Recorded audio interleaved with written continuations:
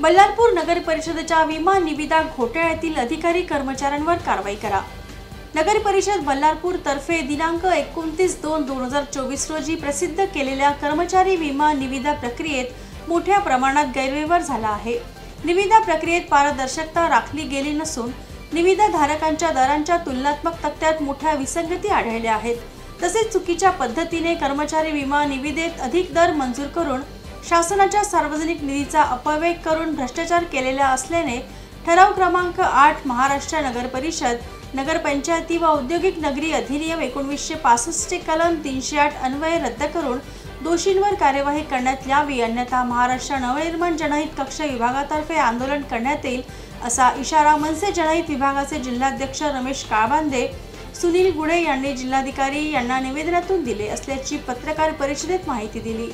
यावेळी घेतलेल्या पत्रकार परिषदेत मनसे जिल्हा उपाध्यक्ष राजू कुकडे, कामगार सेना जिल्हाध्यक्ष अमन अंदेवार, वाहतूक सेना जिल्हाध्यक्ष महेश वासलवार, रोजगार स्वयंरोजगार जिल्हाध्यक्ष मनोज तांबेकर इत्यादींची उपस्थिती होती।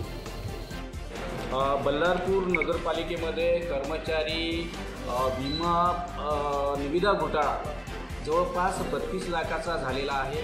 या संदर्भामध्ये आमचे कामगार सेनेचे जिल्हाध्यक्ष अमनजी अंदेवार यांनी पत्रकार परिषद घेऊन शासन प्रशासनाकडे मागणी केलेली होती की ह्या ज्या भ्रष्टाचाराला कारणीभूत असणारे तिथले तत्कालीन सीओ आणि जे लेखापाल यांच्यावर कारवाई झाली पाहिजे, त्यांच्यावर गुन्हे दाखल झाले पाहिजे आणि ते जे पैसे शासनाचे जे तिथे वळवण्यात आलेले होते त्या पैशाची रिकव्हरी करण्यात यावी अशा प्रकारची मागणी झाली होती। परंतु यांनी त्यावर जे कमिटी बसवली त्या कमिटीमध्ये सुद्धा त्यांनी जो आता अहवाल दिलेला आहे तो बोगस अहवाल आहे। कारण खरं तर सुरुवातीला जे निविदा त्यांनी काढलेली होती ही ऑनलाईन प्रक्रिया करायला पाहिजे होती, ती ऑफलाईन पद्धतीने त्यांनी केलेली आहे आणि त्याच्यामध्ये जे स्टार जे आहे, जे कंपनी जे आहे स्टार हेल्थ कंपनी आहे त्याची सर्वात जास्त जे आहे रेट होते त्या कंपनीला तिथे घाळ करायला पाहिजे होते।